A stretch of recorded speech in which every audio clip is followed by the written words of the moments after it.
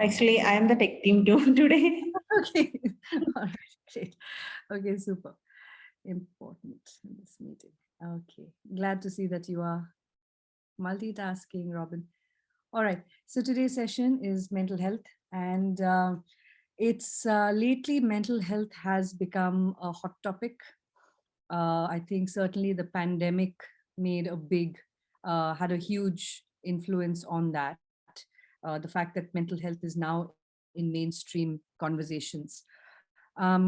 As somebody trained in mental health, I found that for most part of uh, my initial part of my career, it was very difficult to talk to anybody about mental health and getting help for mental health issues. And I know that that is still the case in a lot of places.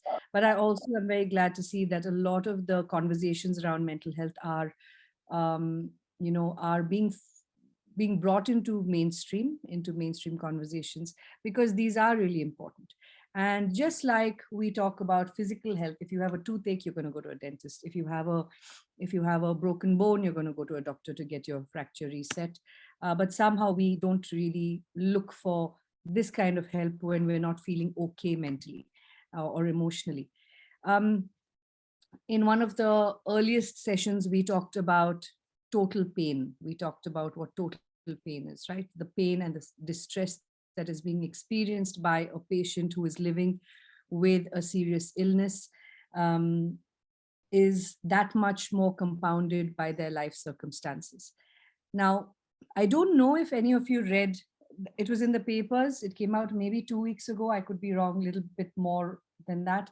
The National Crime Records Bureau has um, um, published its data from the year 2021.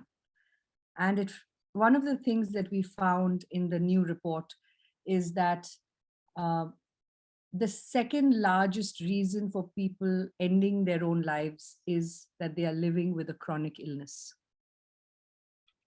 Okay, so I'm going to try and see if I have that slide somewhere here. Just give me a minute.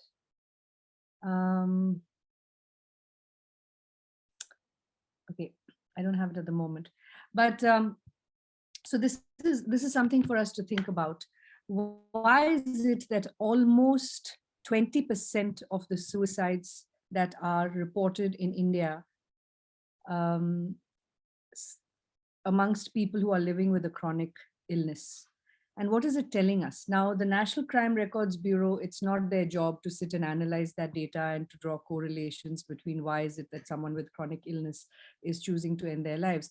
But if I ask you to just sit and think about it for a few minutes, it seems pretty obvious. Or there might be several reasons, but it seems that the person who is living with a chronic illness is not getting the help that they need in order to navigate that illness, whether it is physical help in terms of medicine, pain relief, affordable care, or whether it is help with their emotional state.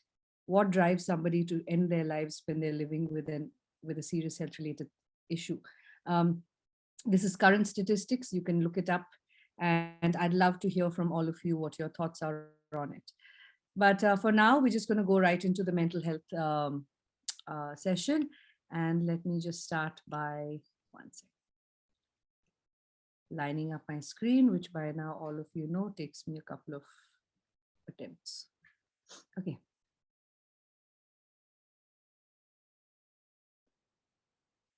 I want to just qualify here that a lot of what you are going to see on this screen was researched and compiled by Dr. Isabel Paul, who is a clinical psychologist and one of my teachers. And I have worked closely with her over the years. And this particular presentation was then adapted and I now present it. Okay, so before we go into mental health and all of those aspects, there's one thing I want to just sort of place on the table before you. Actually, let me stop sharing for a second. What is the difference? I'm going to ask you to think about this question. What is the difference between disease and illness? We use those words interchangeably, but but I'm going to ask you to think about this for a second. What is the difference between disease and illness? And please feel free to use the chat box. Disease is associated to medical condition. Okay, Gautam. But then what is illness is associated to mental state. Okay. Would anyone else like to add anything? What is the difference between disease and illness? Disease is something that needs to be cured. Illness is something that needs to be managed. I like how that is stated. Thank you, Ahmad. Illness is overall suffering. Disease is medical issue. Illness is suffering. Okay, great. I think you guys have pretty much gotten it square on the chin. So here, disease, it's an abnormal condition affecting an organism requiring treatment, and diseases include infections, degeneration of tissue, injury, trauma, toxic exposure. You can keep adding to that list as per your understanding or medical knowledge. Illness, on the other hand, as many of you have rightly pointed out, are the emotions, the distress, the discomfort, the fatigue, the weakness, the dysfunction, the pain requiring management. Right? So disease is the underlying biological condition. Illness is the accompanying discomfort, whether it's physical or emotional, that comes with it, and it has to be managed side by side as the disease is being treated. Now, disease usually causes illness. Yeah. But so a person with a disease, but there's also time when a person with a disease may not experience an illness. Yeah. There is something going on biologically with them, but it's not really affecting their day-to-day functioning in that sense. If they take the right medication, if they take the right interventions, and very often in early stages of cancer, you don't even know you're sick. So you're just carrying on with life, and then you get some symptom, and then you go and get checked, and then you get this, this humongous diagnosis. So someone with a disease at times may not experience illness, but there is also the idea that sometimes people have all these emotions and disconnection and dysfunction, etc., but there doesn't seem to be an underlying biological cause for it, and that's what we call somatoform disorders. It is one of the more controversial subjects because a lot of people will say, oh, this is all in her head, it is attention seeking behavior, and this person just there's no real reason for this person to be experiencing this kind of suffering, and this is a hot topic of debate. But there is no doubt that whether there is whatever the experience is, illness does go back and impact the disease. So depending on my emotional state, my level of dysfunction, the level of weakness I have, I may not have the energy to go for my regular checkups. I may not have the energy to withstand a particular intervention. And because of that, my disease again progresses. So while disease causes illness, the state of illness certainly impacts the trajectory and the experience of the disease. So these two go hand in hand. And this is something that we cannot separate. And this is another more technical way of also looking at total pain, the idea of total pain. Okay, I haven't gone into the social aspect here, but certainly illness does percolate into the social territory. How do we interact with one another? How do we communicate with one another? What are we able to do? What roles we're able to play? All of that is also part of the illness experience. Okay. And I like this quote by Eric Cassell. He says, disease then is something that an organ has. Illness is something a man has. Slightly gendered, but you get the picture. Now, we must address the disease and the illness. There's no doubt about it. And here, I'm going to just quickly go through what influences psychological responses when it comes to, especially in a palliative care setting.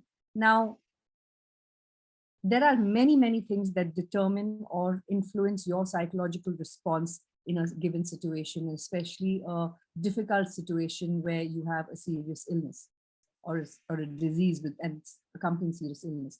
One could be developmental issues that people have while growing up, developmental milestones.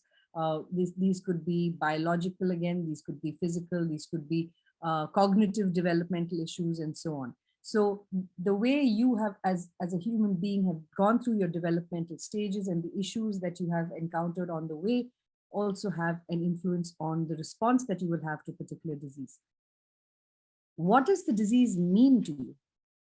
What does the illness mean? What is the impact of the illness? Now, I'm just going to stop here for a second. Meaning and impact of the illness. What do I mean when I ask you, what is the meaning and impact of the illness? What meaning does this illness have for me as a person, and how does it impact my life? This is how I see my illness, and this is the meaning I give it, and this is how it has impacted me. Can you think of any examples of some meaning we might ascribe to an illness? Subjective meaning that we might ascribe. Let me just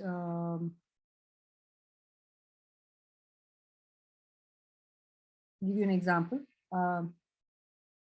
This is my fate. This is my fate. This disease is my fate. God has abandoned me. Yeah. I'm being punished for something. What else? What meaning do we give a particular illness? I may have done something wrong. That's why I got this. Yeah. Punishment.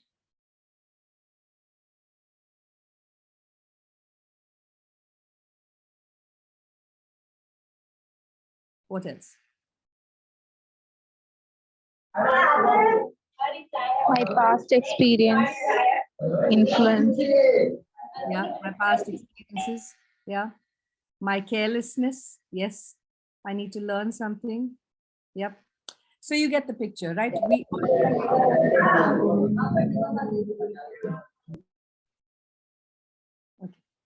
So why is this happening to me? Yeah, I don't deserve it. Karma. Now, how you give meaning to this affects how you respond to it. Some of it will accept it, saying, this is my destiny or this is my fate, and I have to just accept it.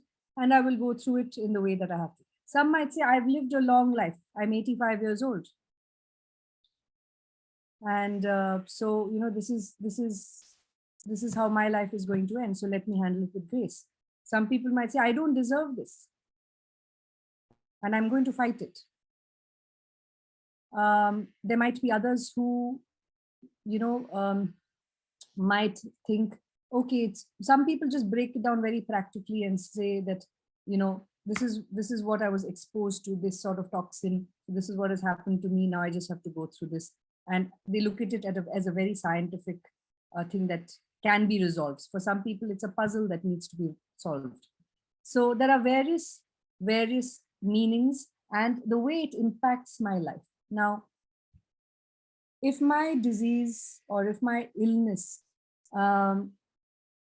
takes away my sense of control, that is an impact. If my illness makes me dependent on others, that is an impact. Why did so many people in 2021 choose to end their lives because they were living with a chronic illness? For some people, it's the financial impact. That by having this illness, by my family having to sell property, give up on things, take a loan, break through their savings, that's the impact of my illness. And there's a good chance that a significant number of those people who chose to end their lives did not want to be a burden. So seeing your illness as being a burden on your family is also the meaning that you give it and the impact that you see it's having on you. So how you respond to an illness has to do with what meaning you give it. Yeah? All right. Your coping styles, these are styles that you have developed your whole life. your whole life. Any crisis situation, small or big, your coping style comes into play. For some people, a coping style could be humor.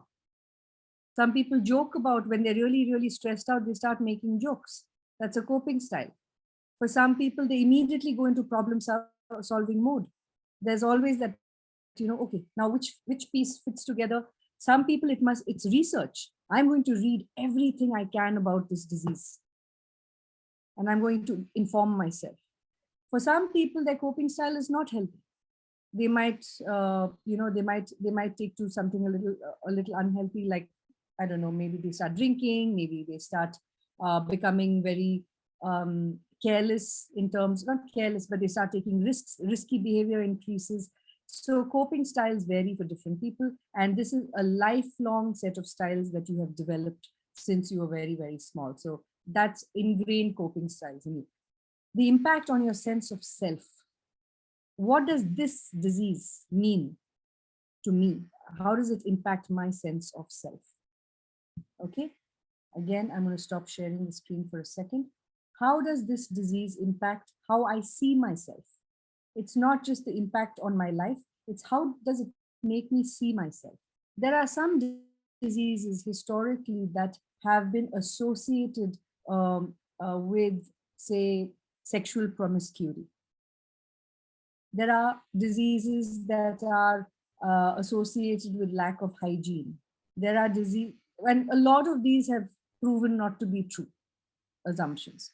Okay, but for example, what does a woman with cervical cancer or breast cancer feel about herself? How has this disease affected me? For a lot of women, it has affected them at the very core of what, or at least physically, what makes them feel feminine.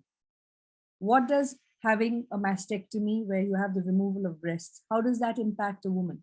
How does it impact the way her husband sees her or her partner sees her? Is there a loss of intimacy, or is there a sense of shame? Now, so that's what I mean by how does it impact my sense of self? Yeah. How does having a stigmatized disease impact me? Okay. How does my disease make me feel about my role as a professional, whether as, whatever it is that your profession might be? How does it make me feel about my ability to, take care of my family? How does it make me feel about my role as a caregiver within the family? I'm no longer the caregiver. I'm suddenly recipient of care. I was always the one who gave care. Now so how does that feel? So impact on your sense of self determines your psychological response. Some people might just get angry at the fact that this is happening to them, right? And that then becomes the driving sort of force in the way they respond to their illness psychologically. Okay, relationships. Who are your major relationships in life, and how do these relationships now factor into your experience of illness? Are they supportive relationships? Are they conflicted relationships? Are they strained relationships but duty bound? Like maybe we don't have two nice things to say to each other, but duty will dictate that I have to look after you. So I will do my duty, but I may not do it with kindness. So what are the relationships that exist in your life at the moment? What are your other stressors? Was there already other stress that you were experiencing before this illness came along? Yeah. Were you struggling to keep your job? Were you struggling with other, health issues in the family? Were you dealing with having to pay off a huge debt, or were you having problems in your business? All of those stressors add up, right? And what are your spiritual resources? Where do you go to really replenish your spiritual cupboard? In that sense, for some people, it's yoga. For some people, it's meditation. For some people, it's going to church, or singing in a choir. For some people, it's art. So where are your spiritual resources? Have you been able to hold on to them still? Because if you have a strong a strong support system in that sense, then that also affects your psychological response. And what are your economic circumstances? I mean, the most basic. If you were already struggling to, pay rent and pay your children's tuition fee and make sure that your EMIs were paid and stuff, now suddenly having a disease that requires expensive treatments, that's going to affect your psychological response in a huge way. Now, I'm just going to take a few minutes to touch upon adverse childhood events.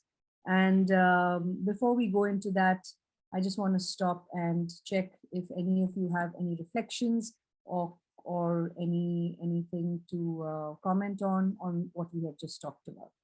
Because from now we're going into a little bit more technical space. So any reflections, I'm going to, if you do, please keep them brief so that we are mindful of time. But I'd love to hear from you if any of you want to share your own experiences. Have we missed out on anything, or have we covered pretty much most of it? Just give it a minute.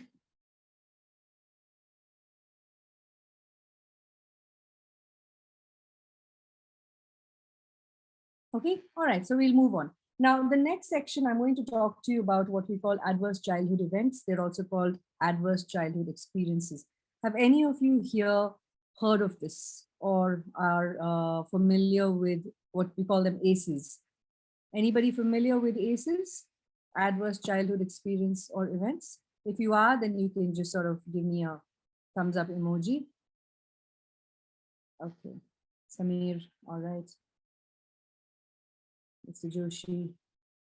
Okay, so safe to say majority. Oh, and Maria, I can see your thumbs up. All right. Okay, great. Ms. Sahiba. Okay. So majority of the group has not. Yeah. Now, why am I going to bring this in? Because this is something that I personally feel has a huge impact on the way that a person's life trajectory goes. And I'm going to ask you to remember this also because we have another section, another module that I'll be taking you through substance abuse, through substance use disorders. And that is also something that we will be talking, where we will be revisiting ACEs. We will see the same slides again because that's also relevant to that. So adverse childhood experiences are basically, the theory is that children go through varying levels of traumatic experiences when they're very young. And each of those events is called an adverse childhood event. Now, I'm going to show you in a second what those categories of events are. The thing is that none of us are free of these events entirely. You have at some point experienced something or the other. But the theory goes that the more number of adverse childhood experiences you have, the likelihood of you having issues later goes up exponentially. Okay, so, and what is that what is the impact and outcome of these adverse childhood events? I'll take you through that as well. Now, this is deeply tied to the idea of health and illness. Okay, adverse childhood events have a serious impact on a person's overall health and or lack of health as they go forward. And I'm going to try and take you through that logical line of why that happens. So here we go, adverse childhood events, ACEs. And this was actually an outcome of an incredible study that was done by the Centers for Disease Control and Prevention. And these studies were conducted. What I'm showing you now, ACEs basically was the outcome of this study that lasted from 1995 to 1997. And you can actually look up this study, and it's quite a remarkable study that happened. Now, potentially traumatic events that occur in childhood, that is before you were 17 years old, 0 to 17 years old. There are three large categories. One is abuse, where there is outright abuse in the form of physical abuse, emotional abuse, or sexual abuse. Emotional abuse is something that doesn't get talked about as much as physical abuse, but it is as potent and it is as impactful. The second is neglect, the lack of something, the lack of physical care, the lack of nourishment, the lack of emotional care. You might have all your physical needs met. You might have food on the table, you might have great clothes, you might have pocket money to spend, but you have no emotional care or no emotional proximity to your parents or to your caregivers. And that is a form of neglect, and that is a serious adverse childhood experience. And a lot of people's behaviors are determined by the absence of something as much as it is determined by the presence of something. And The last is a more ambient sort of like, generic stuff that's going on. Like there could be mental illness in the household. There could be a relative who's well, who is charged with a crime. I mean, that's something a little bit more, maybe not in everybody's day-to-day experience. There could be violence in the family. There could be substance abuse in the family. It could be anybody in the family, parents, grandparents, siblings. There could have been a divorce in the family. So all of this household dysfunction. So these are the three broad categories. Now, like I said, possible risk outcomes, the more adverse childhood experiences you have, there is more likelihood of behavioral outcomes like lack of physical activity, smoking, alcoholism, substance use, missing work, not being able to commit to a job, being late always, because you're not able to keep to a certain disciplinary schedule. And there could also be physical and mental health outcomes, like there could be obesity, diabetes, depression, suicide attempts, sexually transmitted diseases because of certain behavioral patterns, heart disease, cancer, stroke. Now, all of these are associated with all of these on top. Yeah, I mean, so there is a correlation between the two. Now, so here's what I said. There are three categories of adverse childhood events. The more number of events you rack up, the higher your risk outcomes become. Now, how does this affect you, and why am I talking about it in a palliative care session? Because the more, I'm going to come at it from here, this third bar here, adverse childhood experiences. Below that are larger contexts, okay? Historical trauma, social conditions. Just to briefly outline that, if you look at the refugee crises that happen across the world, okay, look at Ukraine, or you look at, you don't have to even look at Ukraine, you can look closer home. When there is a natural disaster or when there is a conflict, you have huge numbers of people who are displaced. That is humongous trauma for an entire community. A lot of these displaced communities then have to go resettle somewhere. They are not going to resettle in places where they're going to be given all the privileges. So very often, even though they were very well off where they were well settled, when they are displaced and they end up in a place where they've gotten refuge, they have to start at the very, very bottom of society. So again, that exposes them to other lacks. It could be that they don't have food 3 times a day. It could be so many other things. So that is also there. Now we're talking about adverse childhood experiences as experienced by any child. Now, there is a very, very real biological outcome of having a adverse childhood experience. Okay, it's not just an emotional outcome, it biologically rewires you. And I'm going to stop sharing for a second because I'd like to be able to see all of you. If I were to very, very simply put it, and again, I'm simplifying it, take, for example, a child who is living in a place of uncertainty in terms of safety. You have a parent who is a substance user, there's violence in the home, and this child is constantly on high alert, biologically, always ready for fight or flight, fight or flight, fight or flight. It has a biological impact, okay? Also, what it does to the neural pathways is that it's constantly firing off those transmitters. A person who is unable to relax into a sense of safety is going to constantly be, the synaptic development that happens is of a particular nature. Now, if I were to draw a metaphor to it,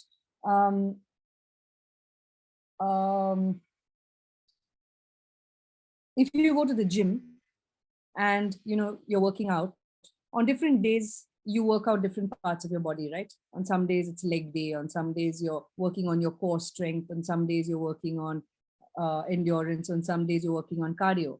But imagine if you went to the gym every day and only lifted weights with your biceps.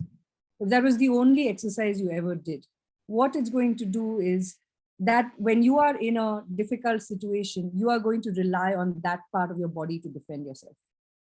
So it's like exercising the same muscles all the time. So when you are in a tight spot, that's the muscle that you use because it's the strongest. Similarly, neural pathways, if certain neural pathways are used and overused over and over again, that is your go-to default mechanism. For a lot of people who have adverse childhood experiences, these are not healthy responses. Okay, so are you with me? Making sense? All right. So this is why I'm saying that adverse childhood experiences have neurological development impact. So it's not to say that, you know, they can't think straight or whatever, but they start thinking in a particular way. Their problem solving skills become of a certain kind, and that's what they're constantly moving towards. Now, there is enough evidence to show that people with adverse childhood experiences have disrupted neurodevelopment, and that leads to impairment in terms of social, emotional, and cognitive settings. Somebody who has constantly faced abuse, is not going to be very trusting of people and places they encounter. They're constantly going to be, like I said, on high alert. So their decisions are impaired by that understanding. I find it very hard to get into a loving, intimate relationship with somebody who might genuinely care for me because I don't know how to do it. I don't know how to do it. So as a result of that, that brings its own problems with it. Because I'm not getting into, you know, close, intimate relationships with somebody who actually cares about my well-being, I might find myself in very unhealthy relationships over and over and over again. There's also enough evidence to show that your judgment is impaired. So people who have had more adverse childhood experiences will make worse decisions when it comes to, say, trying out drugs, or, you know, using alcohol as a coping mechanism, or running with the wrong crowd, as people might say, where their judgment is impaired. As a result of this, these are people who then find themselves in very high risk situations when it comes to their health. Smoking, drinking, you know, high risk activities, sexual promiscuity, unsafe behaviors, all of that. So high risk behavior, which increases their likelihood of getting a disease, a disability, or any other social problem, which often results in death that is earlier than it should have been. And here is where we come in, palliative care. So you see the connection between adverse childhood experiences and what our role today is, right? So why did I go into this is because this has a serious bearing on the mental health of, it'll help you understand the mental health of somebody when you're taking a case history. Okay, now I'm just going to stop for a second because the next slide I'm going to need your attention. So if you want to just, you know, it helps to flex your fingers a little bit. And if you want to just rotate your neck, shoulders, shake you out of that reverie a little bit. You want to have a sip of water. If you want to stand up and stretch, or even while you're sitting, just stretch your legs out, bend your knees, whatever you want. Okay. I completely agree, Maria. Trauma-informed response should be a part of palliative care, and palliative care should be a part of trauma-informed response. Okay. Ready, everybody? All right. So now we're going to talk about trauma. Here's a slide that Isabel Paul created, and I thought it was actually really, really amazing how it encapsulates everything. Okay, so let me just show you the slide, and if you have any questions after the discussion, we can take that up. All right. Now, I know there's a lot going on. It's a busy slide. Let me draw your attention to the middle, to the gray box. This box is called I want you to just ignore the rest of it for now, yeah? The window of tolerance. The window of tolerance. The window of tolerance is the state that you're in where you are calm, you are alert, you're empathetic, you have the ability to be curious, grounded, and engaged. The window of tolerance is the space within you which you feel all these things, and you can feel them without any tension. Okay. Now, this line here is basically life. And sometimes you have, and as long as your life is moving along steadily, you're somehow managing to stay within this window of tolerance. Yeah, you might have a little bit of stress in the day.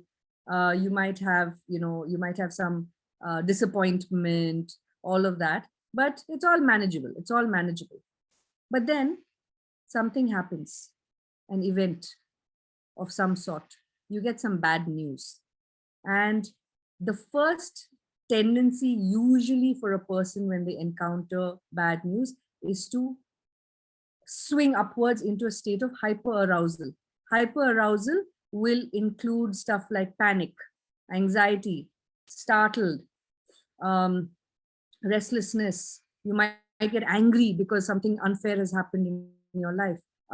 You have an impulsive knee-jerk reaction. Somebody has insulted you so badly, or has cheated you out of something important to you, or you've just been fired from your job or something. You might react with any of these.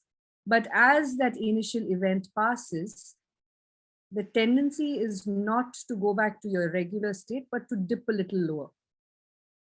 Once you've had a hyperarousal, the tendency is to go, it's usually for a lot of people followed by a little bit of, being deflated, exhausted, especially if you've been really, really active and hypervigilant and you've had to respond to a crisis. Chances are you're going to need some time to recover from it. So you feel exhausted. There's some people might have, they might just feel fatigue, etc., etc. Now, as the crises pile on and on and on, your ability to stay in that window of tolerance decreases. And you become like a pendulum where with every increasing crisis, you swing a little higher or swing a little lower. And then for some people, it's not just visiting that space, they tend to stay there longer. They stay angrier for longer. They're anxious for much longer, panic for much longer. They might have intrusive imagery. And then when the low comes, numb, disconnected, disoriented, tired, they stay here long. So this is the window of tolerance. And what is basically getting activated is either the sympathetic nervous system or the parasympathetic nervous system. So again, I'm tying your mental state to your biological state. Okay, so please also understand that when somebody has a disease diagnosis and the crises start piling on and on and on, they tend to oscillate further and further into these two extremes, and very often staying in one of these extreme states for longer. Okay, and stress and trauma, and the more you experience this, you might find that the gray box is getting smaller, it's shrinking, your window of tolerance is getting less. Okay, your ability to tolerate something is a lot less. So I am just going to stop sharing for a second and get some thoughts back from all of you. Are you, is this making sense, the window of tolerance? Okay. Any comments or any experiences that you might have had that are similar?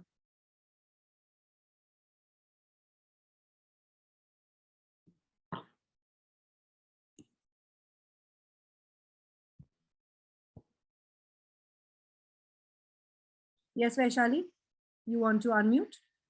Yeah, please go ahead. Yes, I just wanted to share that when you shared the screen, and I remember the client we had visited just last week in Mumbai. So it was a 55-year-old lady who was suddenly diagnosed with cancer, and it was in the last stage. So she had a 24-year-old daughter and a husband. So the last two visits we made, her daughter was just in that stage where she had just blocked herself from it all. She was just on her phone. You could make out she loves her mother. There were other relatives who were, just looking after her mother, and she was like just completely on her phone. And if I didn't have a psychologist background, I would have really thought of her very harshly. But I was just trying to understand, what the level of her pain was for a 24-year-old. And I asked her, how are you? Are you okay? She said, I'm fine. I've been to a therapist and I've sorted myself out. And it was like she just put herself inside a box. the distress was so high. So that feeling of overwhelmed and And it's quite disassociation. difficult to see. Yeah. Yeah. So you've said something really, this is so important for us also as people aspiring to be empathetic. Sometimes you just have a snapshot view of somebody's life. You just see that person sitting there with the phone, not engaging with their sick mother, and you think, God, this child doesn't care about the mother being sick. But what it took for that person to arrive at that point of disassociation, we don't know. So I think you did so well by spending that time with her, Vaishali, and I'm sure that that definitely helps in the idea that even in a disassociated state, if somebody can recognize and acknowledge it, if not want to fix it, but at least acknowledge it, that's a big one. And I just want to underscore the point that all of these things has a biological basis as well. Our bodies and our minds are not so separate from one another. And for all this hyperarousal, there are neurological and biological factors at play that we need to think about. I saw a question from Musabiha. How long does one stay in a hyperarousal state? I would say it's very subjective. It depends on where in the trajectory you are, what your coping styles are. Are you a hyper person generally? Are you somebody who just closes off? Has that been your pattern? How well are you received by the rest of the people around you? If you react, are you told to shut up? So there are many different factors, but I would say that hypoarousal also is not just a manic state. It could just be internal panic and anxiety that is just there all the time. So, and some of us get very good at masking it. So I could be very calmly sitting in front of you, but having a serious hypoarousal state inside. Yeah. So it varies from person to person. And okay. Hadasa. All right. Okay. No problem. If there are any other questions. Okay, so let's move on from here. How does the neurological and emotional pathway differ due to adverse childhood experiences? Oh, that's a whole other module. But I would say that neurological and emotional pathways. I would love to recommend a book called The Biology of Belief. Okay, it's by a gentleman called Bruce Lipton.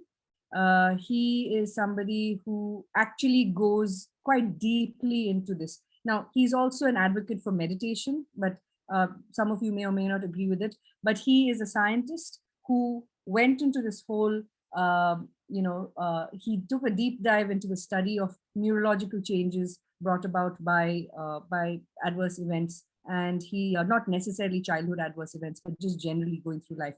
And he talks about how the neurological pathways change. And oh, great, Saloni has read it.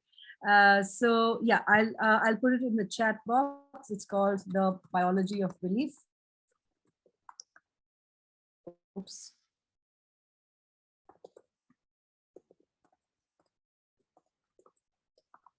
And I think it's Bruce Lipton. Saloni, please correct me if I'm wrong. Yeah, there you go. All right, super. Yeah. So this is I like the fact that he actually unpacks the whole science behind it, and it does. You can take from it what you want, but it does explain some of these things. The other person who really talks about it in the context of, and we will be talking about it in the substance use disorder section, is Gabor Mate, who talks about the changes in neurology and biology because of adverse events. Okay. I'm going to be a little bit mindful of the time because I know we have a case presentation and I have a lot more to go here. All right. When you are attending to someone, not just assess which state they are in, but you need to also assess which state you are in. Okay. Are you going into an assessment with a patient or a family if you are in a hypoarousal state, or if you are in a hypoarousal state where you're feeling a bit disassociated? If that is the case, hand it over to somebody else. If you're within your, ideally, try and stay within your window of tolerance or try and approach of, especially when it's a difficult conversation you're going to have with the patient and family, it's really important that you're operating from a relatively steady state. Okay. Now, the distress thermometer, I'm not going to spend a lot of time on this slide because this is it's quite common knowledge. A lot of the psychologists here might already be familiar with it. The distress thermometer is simply this guide where you can, the higher the temperature, the greater the distress. You can break it up into practical problems like childcare, etc., family problems, emotional problems, and physical problems. And the more boxes that the person ticks, the higher the distress. And then you know which level of hypoarousal or hyperarousal they might also be in. So these two might go hand in hand.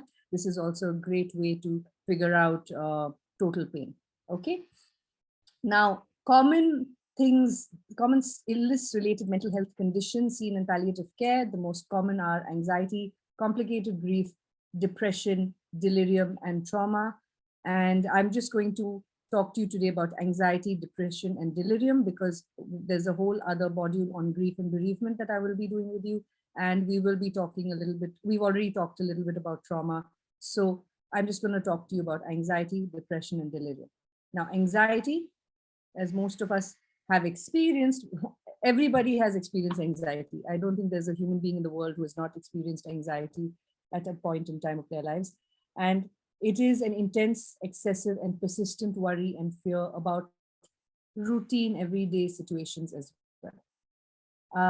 It's very normal in stressful situations, and what stressful situation might be for one person might differ from the other. For some people, it's public speaking. For some people, it's driving. For some people, it's,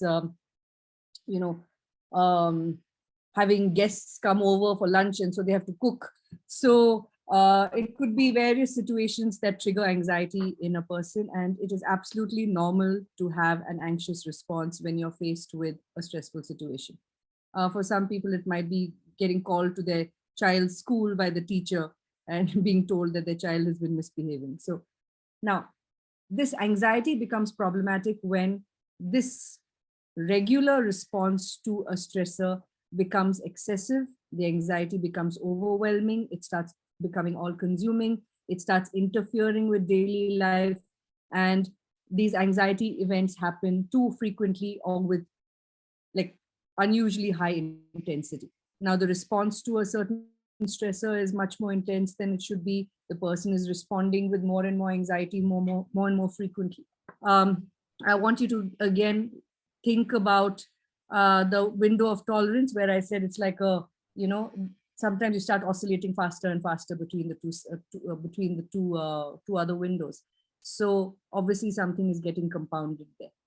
Okay, so anxiety, while it is a normal response to a stressful everyday situation, it becomes problematic when it starts interfering with your daily life and it is excessive and too frequent. Now, anxiety in palliative care specifically may be associated with several factors. Increased symptom burden. The number of symptoms I have is going up. Where earlier I had only pain, now I have pain and one redness and itchiness has started. I'm getting fevers.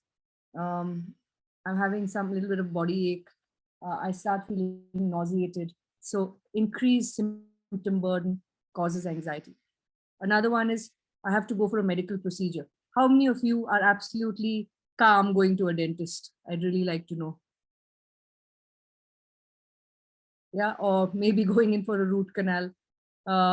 Is anybody absolutely calm when you're doing that? No. So, but in palliative care settings, medical procedures and interventions are obviously, it's a matter of life and death for a lot of people. And so there is anxiety. Yeah, not at all. So there's anxiety associated with that. The other thing that could be causing anxiety in people with serious illness is decreased function on multiple domains. I can, just till yesterday, I could, go and stand in the kitchen for 2 hours and make a meal for my family. But now suddenly I can't stand for more than half an hour without losing my breath. Earlier, I could go to the toilet by myself, but now I find that I need support. I can't, I'm having all these memory lapses. I can't think straight. I am forgetting more and more frequently. So the anxiety could be, has the cancer spread to my brain? or is my lung function getting worse? What is it? So decreased function on multiple domains. It could be physical or cognitive. Socio-economic impact of the disease, like we've talked about it so much, I feel like I don't need to talk about it anymore. But in countries like ours, the disease itself causes impoverishment, and so financial issues are a source of great anxiety for most people. Yeah. Sorry.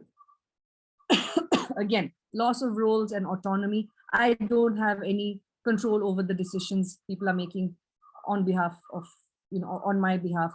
I'm no longer allowed to have a say in the household. I no longer, nobody asks me anymore what I want. And these are sources of anxiety because, I mean, it's a great deal of anxiety that comes from this. A big one, my God, a big one, lack of information and uncertainty. And we are all guilty of this, all of us, because we try to protect our loved ones. Okay, if we are caregivers, often we're trying to protect our loved ones. If we are healthcare providers, often we don't have the language to sit down with the family and break bad news to them, except to get very technical and scientific about it. And what happens at the end of it is that the patient is left with an incomplete picture of their illness. Now that causes anxiety. What's going to happen if I don't get this medicine in time? What happens if I don't have the money for this operation? What happens if, or there are cases where the patient just doesn't know what to expect next because they haven't been given that information. Very often in our healthcare systems, we are not explained, why a particular intervention is good or bad, and put the ball in your court, that in that shared decision making, saying, this is what's available, this is what I recommend, this is how much it will cost, what is it that you think is most suited to you. We don't have those conversations. We are simply told, this is what you have to do, here's the prescription, go get a CT scan, we'll talk on Friday, two weeks from now. What if I have questions between now and that Friday? And suddenly then I'm a layperson, I get my radiology report and it's all in bold and some highlighted areas, and the report indicates that the person has XYZ. I then go to Google, and then Google tells me that I have something really serious. But then when I go to the doctor and I say, but what is wrong?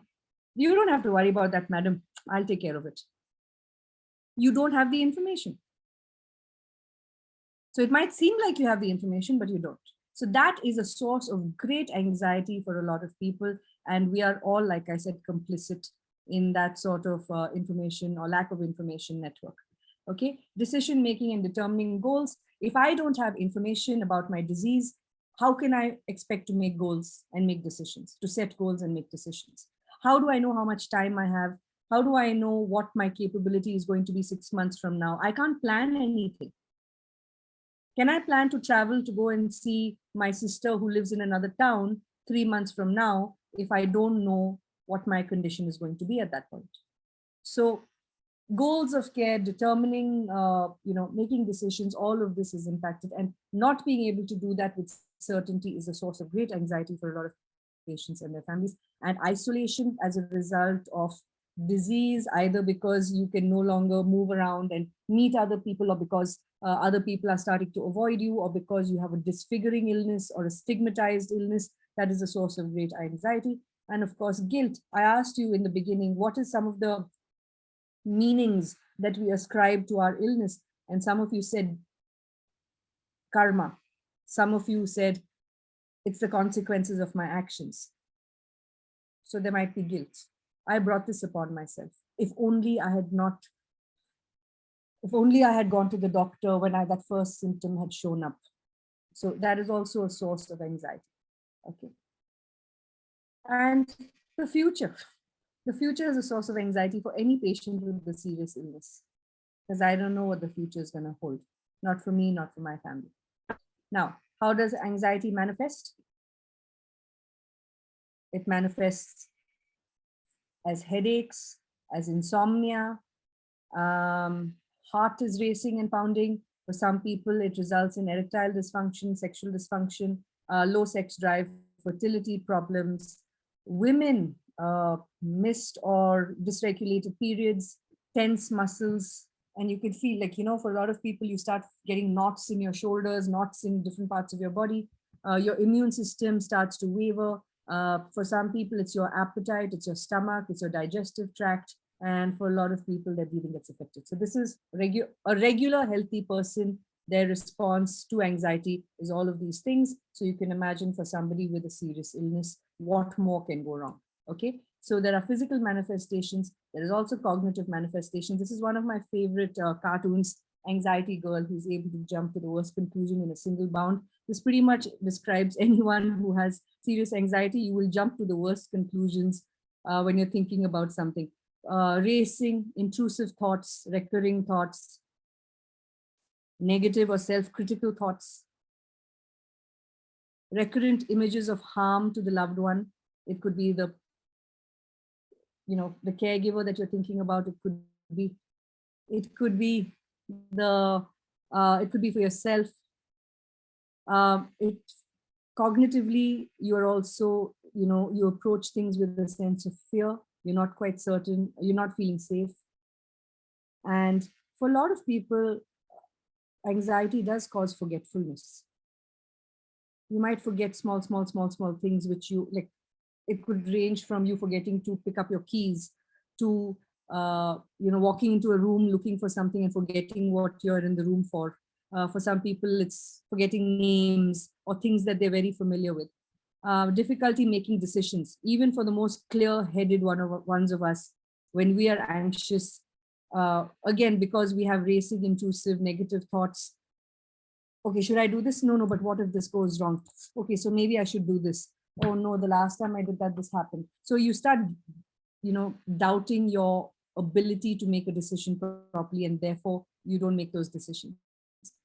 And irritation, a lot of us get irritated when we're anxious. Somebody approaches us to have a conversation, somebody just says something in passing, and we find it very irritating. We're very easily irritable. And distraction, nothing is holding my attention. I'm not able to concentrate, and I'm easily distracted. Okay. And yeah, so like I said, difficulty concentrating. So this is a picture of a typically anxious person. And any of these thoughts could be, inhabiting them at any point in time. Did I leave a candle burning? How many of you have left the house and thought, did I switch off the iron? Have I turned off the gas? Is the geyser still on? Have you had that experience where, you've sort of worried about it till you have someone check on it? So any one of these, this is just an example of what an anxious person goes through. Okay. Behaviorally, so we've said physical, we've said cognitive. Behaviorally, how does anxiety manifest? How do we know when somebody is anxious? Some people just become avoidant. They start avoiding people, places, social situations, objects, activities, eye contact. Their coping style is to avoid.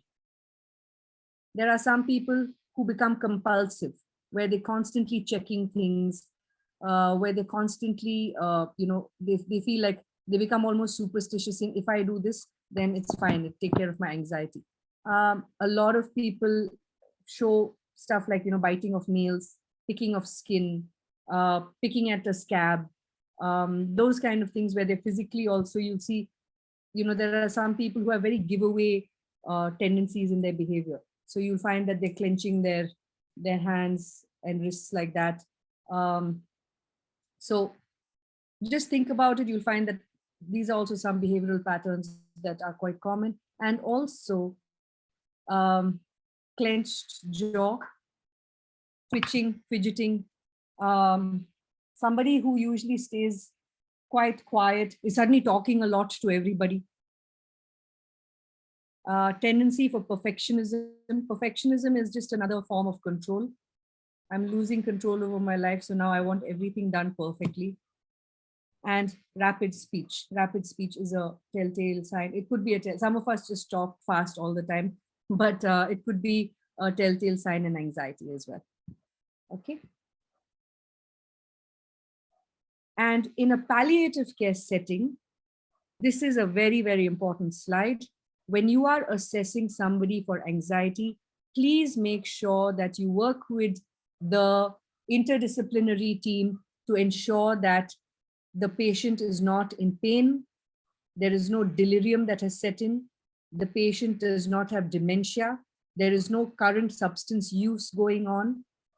Are there any medications that might be causing any of those symptoms, like compulsive behaviors or twitching of muscles and so on?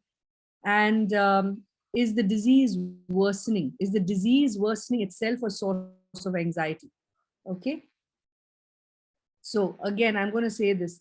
Before you jump into diagnose somebody as having anxiety, please make sure that these are not something that they are experiencing right now. And how can anxiety be managed? Like I said, information. You have to, in order to give information, first you have to listen to them. They're not here to just receive your information. You are here to learn from them. If you have the time, go into some of their deeper concerns. Okay. Start with, what do they know? Like we've talked about this before, some people may not even know what illness they have. I mean, what disease they have. Some people might know the name of the disease, but they don't know the prognosis. Some people may know all the technical scientific terms, but that's all. They don't understand the meaning behind those terms. Like recently, I'll give you an example. Recently, somebody very close to me was diagnosed with terminal interstitial lung disease. Okay, I know the word, I know the phrase interstitial lung disease. It was only when a pulmonologist sat with me and explained to me what interstitial meant that I really got a sense of what the illness is, of what the disease is. I could tell you, like, I can rattle off these words to you, right? But how many of us really understand why it's called that? So I was told that this is idiopathic interstitial lung disease, such a mouthful. And I now know that idiopathic means we don't know the reason. We don't know the cause. Yeah. So you need that kind of information, understand what I know with the information I have. Now, not last, but beyond that, what do they understand of what they know? Yeah. So first is understand what they know. What do they understand of what they know? Do I know beyond the science? Elicit unstated fears or worries. What is your concern right now? You've told me that, about your children, you've told me about your wife, you've told me about the cost of medication. Of all of these things, tell me what is foremost on your mind and what worries you the most. Medical anxiety versus death anxiety. Okay, this is an important one, especially for caring, when you're caring for people at the end of their lives. There is this belief amongst most of us that people are scared of death. It might be true. For majority of the people, it might be true that they're scared of death, but it's an assumption we make. Let's not talk to this person about the prognosis because they are scared of death. But it's only when I go beyond that assumption, if I really, very gently probe and find out how much they're willing to talk, I might get to a point where I ask them what their fears are. And I find out that it's not death that they're scared of, it's how they will die. So it's not that they are dying, it's how will they die? Will I suffer? Will I be in pain? Will I be allowed to be with my loved ones? Am I going to bleed out in front of them? Am I going to suffocate?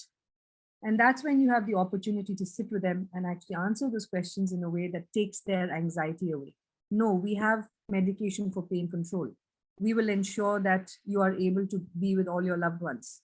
All of those things. So please differentiate medical anxiety from death anxiety. Do not assume that a person is just afraid of death and that is what their fear is. It could be something else altogether. Okay. And also know that you have the ability to quell their anxiety if it's to do with their symptoms. Sit down with them, try and do some goal setting, short, medium, or long term, and separate them. Not all goals have to be long-term goals. You can actually set short-term goals for the next day. Problem solving through shared decision making, we've talked about that, and restoring a sense of control. If you allow them to say, suppose someone says, yeah, but how bad is it going to be? There's so many things I want to do. Maybe a thing to say to them is, tell me what are these things that you'd like to do, and tell me what you can do sooner than later. Or what would you like to do with the time that you have, right? And then that's when you start setting the goals, short term, medium term, and long term. Okay. After you have given them information, you also have to restore a sense of safety, because please remember, anxious people, their sense of safety has been threatened. And how do you restore a sense of safety? By understanding firstly what safety means to them, that they have somebody that they can go and talk to and ask questions. For some people, a sense of safety is being assured that they won't be in pain. For some people, it's knowing that that they have you to talk to confidentially, and that you won't share your concerns with their family members unless you have their permission. So safety means different things to different people. Assure them that your team will take good care of them no matter what. Identify social support, as we talked about in total care. And eco maps, don't forget eco maps. Access to caregivers and healthcare teams. If you are not available 3 days a week, find different team members who can be available to them at a realistic frequency. And tell them that anytime they have questions, they can come and talk to you about it. But how do you then manage your own time? You don't want to give them your personal phone number and get calls all day, all night. So what you say is, why don't you sit down with your family members, write down a list of the questions that you have, and then, WhatsApp me those questions and let me answer them for you. And then we can have a phone call perhaps. So that way you're protecting your own time as well as giving them the clarity that they need. And please involve them in the goals of care, because it's their body, it's their lives, and decisions should not always be made by others. Okay. Please ensure also, in terms of anxiety, and this is something to the doctors on your interdisciplinary teams to do, to please address physical symptoms like insomnia, fatigue, breathlessness, give them pain relief, and address concerns about the trajectory of illness. You'll find that anxiety levels drastically go down if these things are done. And when you're communicating with someone who has anxiety, please reassure them that anxiety is common, especially amongst people living with serious illness or people receiving palliative care. Don't minimize what they're saying to you. If they're telling you, I'm really anxious, don't say, don't worry, it'll be fine. No, you're just worried about nothing, Mrs. Sharma. This is, it's really common. It might be common to you as a practitioner. It is not common to them. This is the first time they're experiencing it. So do not judge or minimize. Just say, I see that you're very anxious, and I'd like to hear more about it. Ask open-ended questions. You've already done sessions on communication. Don't say, you're feeling anxious because of your child, no? I mean, you're not giving them an opportunity to really go anywhere else with that. Rather, you say, like I said, what is really, really troubling you at the moment? Allow pauses in conversations. Very important. We have to get comfortable with silence. And sometimes sitting quietly with a person who is anxious is giving them a safe space. That is a safe space that you're giving them. And you might find that after a few minutes, they'll start crying. Or you might find that after a few minutes, they'll take a deep breath and then start talking to you. So silence is very powerful. Use it. Repeat or rephrase what the person told you to show understanding of what they're saying. People who are anxious, like I said, they talk very fast sometimes, or they stumble over their words, or they're a little bit forgetful. When someone with anxiety shares something with you, listen to them and rephrase to them what you have heard to make sure that what you have heard is correct. And use everyday language whenever you can. Like I said, don't use metastasis when you can say spread. Provide information in the person's preferred language or format. Some people want brochures and handwritten material or written material that they can take home and read. Some people want to be able to talk to you. Take time to build a trusting relationship. It takes time. Ask them how the anxiety affects them. What makes it better or worse? That's a good question. So when you're feeling anxious, what makes it worse or what makes it better. That will help them identify some problem-solving methods. Ask them how you can help when they're anxious. Do you want me to distract you? Do you want me to help you with some breathing exercises? So again, this is a way you're doing shared decision making with them. If somebody is anxious, and I just go to them and I say, okay, now sit down with me, let's do some pranayam. It may not be what the person wants to do. Some people don't want to close their eyes and breathe when they're anxious. So instead, that's shared decision making. I can see that you're really anxious right now. There are different ways we can try and reduce your anxiety. One of them is doing a breathing exercise. Are you comfortable doing that? No? Okay, do you want to try something else? Do you want to go for a walk? So again, you're giving them control back. So don't impose what relaxes you on them. Okay. Senior, I know we're running out of time. Yes, ma'am. Yeah, so I'm going to stop with anxiety. I know that next week is my session on invisible patients, and I'm happy to finish this module in the first 15-20 minutes of next week. And invisible patients usually does not take a lot of time. I hope everybody is okay with, that's a leading question. You're all okay with it, right? Yeah, but I'll just close the anxiety part, and then we will go to the case presentation very quick. Okay. So please involve your patient in the decision to how you want their anxiety to be reduced as well. Okay, and avoid pressurizing them to do something that they're not ready for, which is something I've just talked about. Okay, I'm going to stop with this, and next week we will talk about depression and delirium. Before we go to the case presentation, I can see Dr. Surbi's hand is up, and I invite more questions and comments. Let's spend 3-4 minutes here. Yes, Surbi. Ma'am, you can continue. I can present my case presentation next day or something like that. No. Let's do it while we're in the moment. No, ma'am, it's such a knowledgeable presentation. Please, ma'am, continue. I can Okay. present my case present the next day. No problem. I'm going to take Senia's permission because she's my boss. Actually, we are supposed to have a case presentation today. And if you are, I think everyone here is eager to listen to this, the rest of this session. So, Smriti ma'am, please go on. Yes, ma'am. Okay. Thank you, Dr. Surbi. Everyone is okay with that, then Sorry? if everyone is ready for hearing the ma'am presentation, I think it's good. Okay, so we can do this. Yeah, all right. So we'll just move this along. Luckily, you're stuck with me next week also, so we can be a little bit flexible with our time. All right. Okay. Sorry. Okay, so let's go to.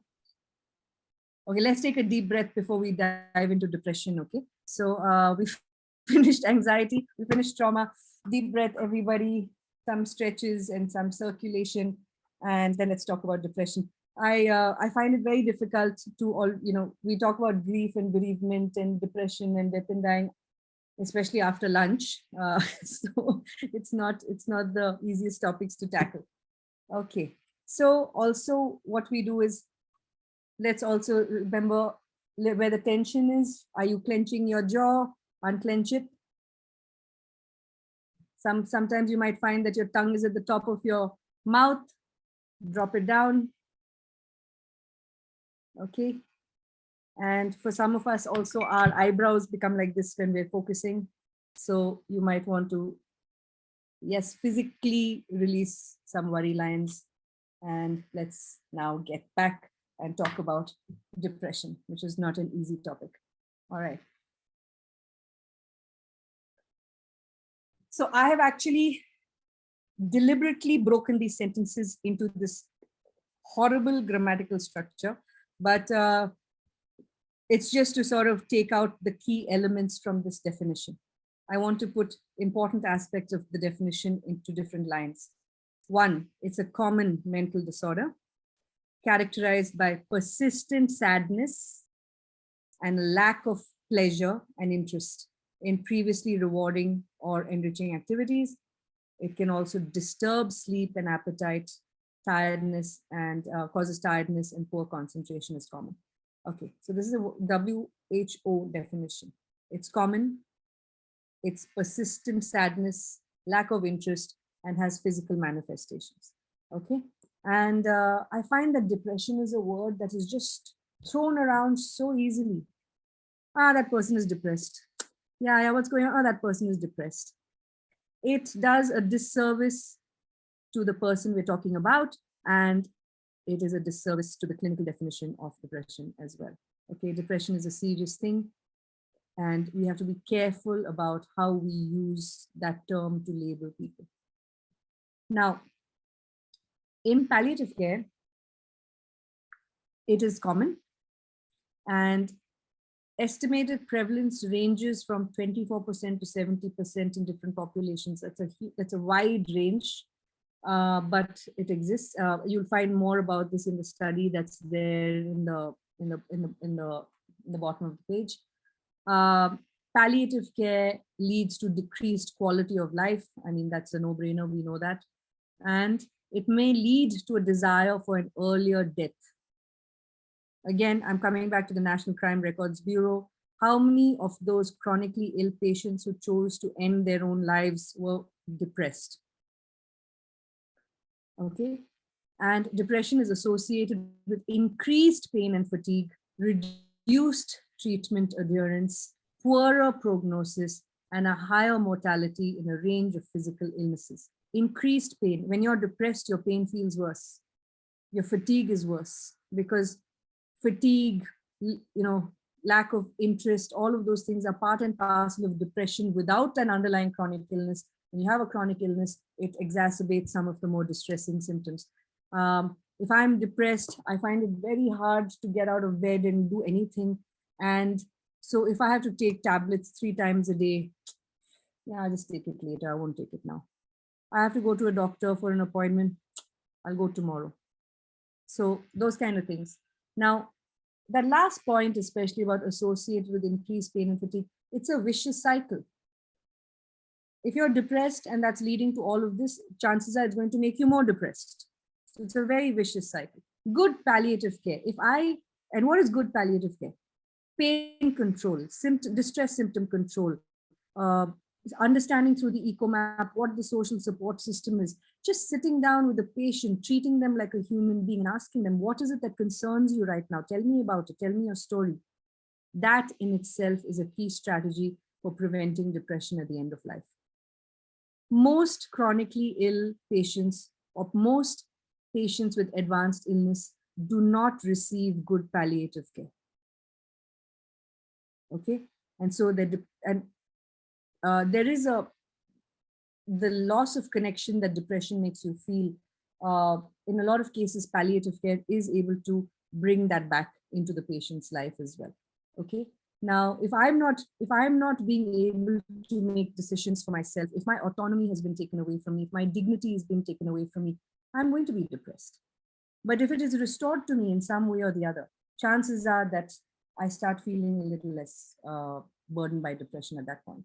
Okay, so it is a serious issue in palliative care, and we have to look at all of these different aspects, and we have to look at pain control, symptom control, as well as emotional and social support. I want to make this a very, very important slide for us.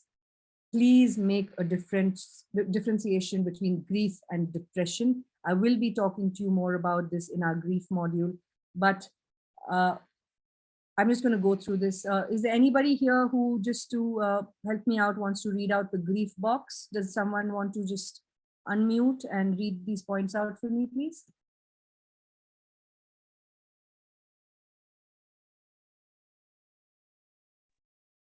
May I? Please, by all means. Thank you. So differentiating between grief and depression. So I'll read one box and the other box. I'll read all the, okay. No, so read, you can read one, the top two. Okay. Adaptive response, maladaptive response. Second point, distress for a particular loss does not affect all aspects of life. Distress is pervasive and affects all aspects of life. Symptoms comes in waves. Symptoms are different in depression. Mood is sad and dysphoric. Mood protracted, constant flat affect. Mood interest and capacity for pleasure intake. Engagement may be diminished. In depression, marked diminished interest or pleasure in all activities. In the grief, episodic and focal loss of hope may change over time, positive orientation. In case of depression, persistent and pervasive hopelessness. Here, regrets and guilt over specific events, excessive feelings of guilt, passive and fleeting desire for hastened death, and can be preoccupied with a desire to die. Thank you. Thank you. So now, this is really, really important for all of you working with people who are not well, who have chronic and advanced illnesses. Very often, we tend to label the person as being depressed when all they could really be feeling is grief. And when I talk to you about, when we do the module on grief and bereavement, we will talk about this, like I said. Now, I could be feeling grief over the loss of my mobility. I could be feeling grief over the fact that I can no longer work. I can be feeling grief over the fact that I no longer have an important role in the family apart from being a patient. Yeah. Now, those are specific things that I'm grieving over. Grief is to do with a specific loss. Depression is all pervasive. If a person is crying about something, but is able to then go and play with their grandchildren, I'm not saying that they're not depressed, but in the case of palliative care, please don't rush to label them as depressed. They could be just grieving over a particular aspect of their life. So that takes practice. It takes a lot of working with patients, and it takes a lot of self-reflection also to see how quickly we're rushing into this label. Also, an interdisciplinary approach is needed in order to ensure that your depression diagnosis is correct. Now, diagnostic criteria for depression as per the ICD-10, reduced concentration and attention, depressed mood, loss of interest and enjoyment, reduced energy, reduced self-esteem and confidence, ideas of guilt and unworthiness, bleak and pessimistic views of the future, idea or acts of self-harm or suicide, disturbed sleep, disturbed appetite. Now, a person with a disease can also be going through all this because of the disease.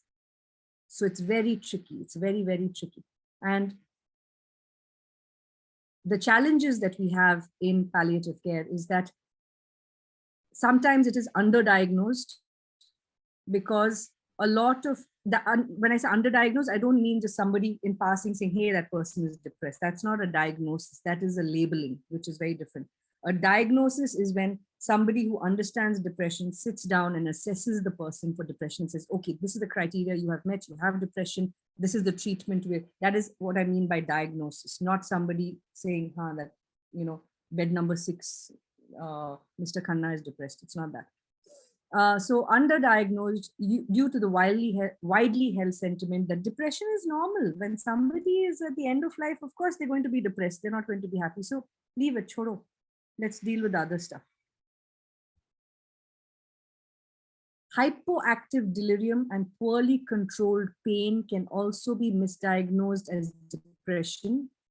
Okay, because hypoactive delirium and poorly controlled pain may have effects like somebody, let's go back to the previous slide. Pervasive thoughts of death, ideas of suicide, disturbed sleep, all of those things could very well be a result of hypoactive delirium or poorly controlled pain.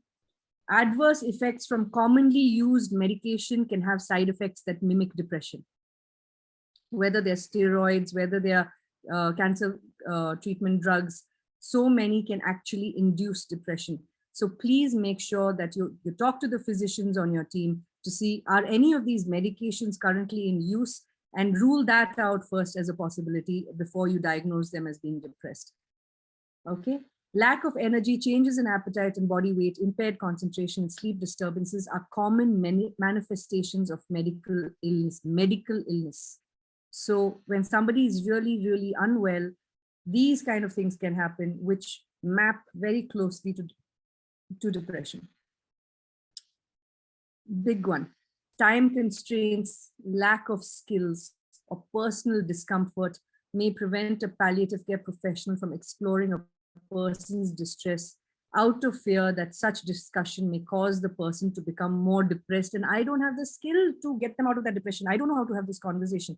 It's bad enough breaking bad news. Now, how to go and have this conversation, and I don't know how to close the conversation. Maybe I'll make things worse. So you know what? Right now, the pain is under control. The symptoms are being managed.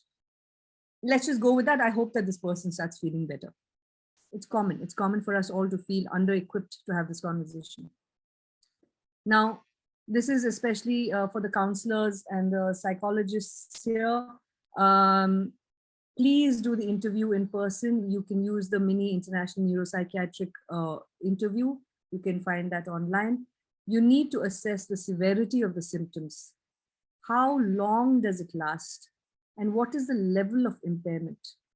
Okay, so how severe is the symptom? How long does it last? And how does it affect the person's life? And what is its consequence? Does the person have a past psychiatric history? This you'll only find out from them and from their family members. Is there an alternative diagnosis? Could it be that this person is in pain? Could it be that the person is grieving over something, a recent news that they got that about their disease, taking away a certain part of their, something that they held important. And typically we use the diagnostic criteria according to the ICD-10 or the Diagnostic and Statistical Manual, version 5 is out.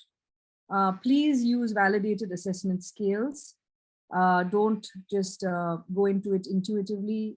There is a lot of validated scales that you can use, and use a low threshold for treatment. If you are in doubt and you find that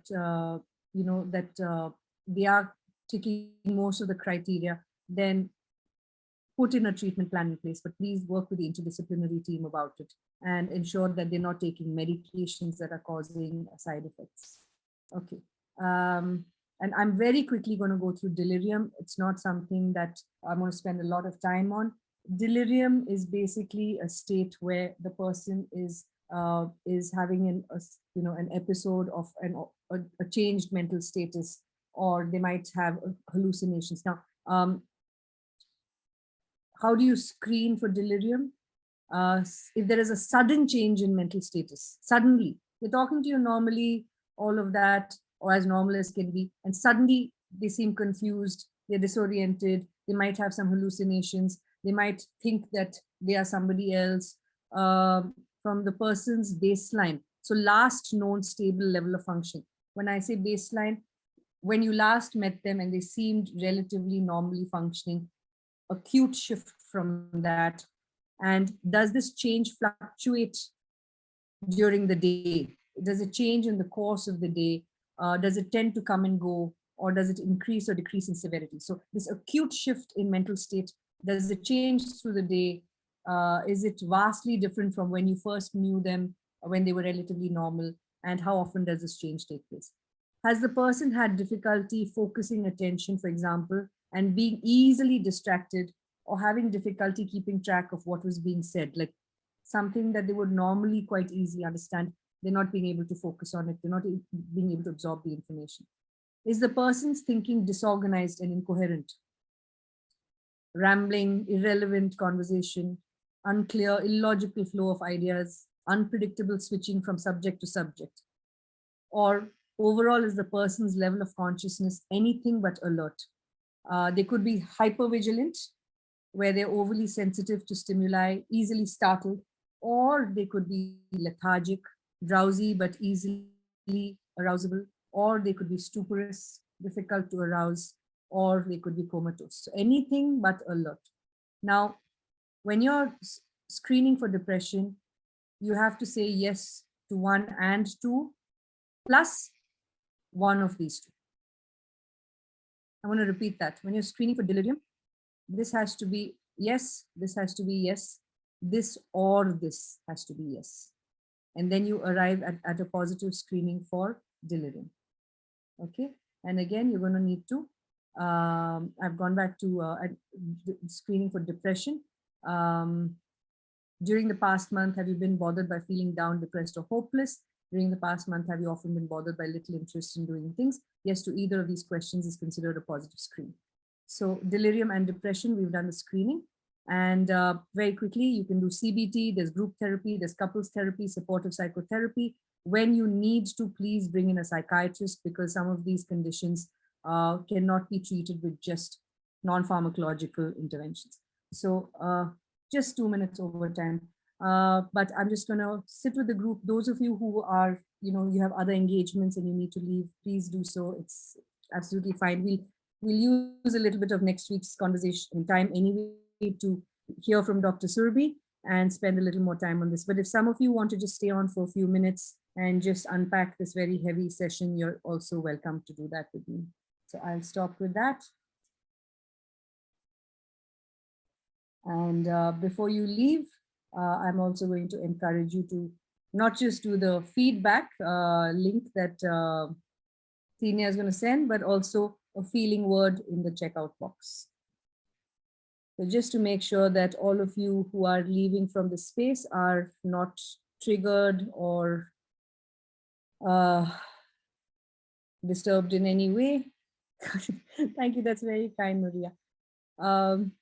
And just to check in with yourselves, make sure that you're looking after yourselves while you are looking after others. And Dr. Surbi, thank you very much for your graciousness and letting me finish. Thank you, ma'am. Thank you, ma'am. All right, wonderful.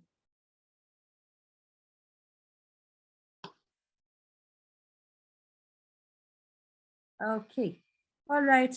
I'm going to thank you all very much for your encouragement and see you all next week. I'm sure it's going to be a great session again. So thanks a lot. Thank you very much. Take care of yourselves. Have a good weekend. Thank you, ma'am. Thank you so much. As usual, a wonderful session again.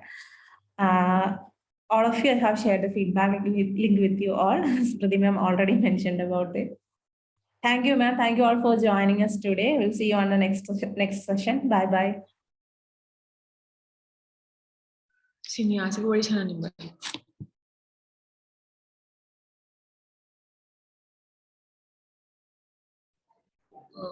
Senior, can we share something?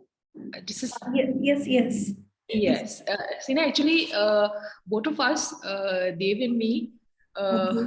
we are very new to palliative care. We have not even started. Okay. We have been just shifted from Mumbai and just started a home care center because of our family requirement. Okay. So when we are doing the case, actually, we could recognize the patient. So we have made all the slides, but we have not actually helped them. Okay. We have not started that process. We wanted to understand more about it, so that's why we have taken this thing. So when we present what the case to you, there will not be anything about we have not done anything for them. Okay. That's fine. Yes, that's okay, right? Yes, that's fine. We just need a case presentation. And Smriti ma'am, you have a good news. I think Raju was able to register for free for that Canadian conference or something. Fantastic. I just wanted to tell you. Thank you. So Preeti and Dev, just to take that a little bit further, and for anybody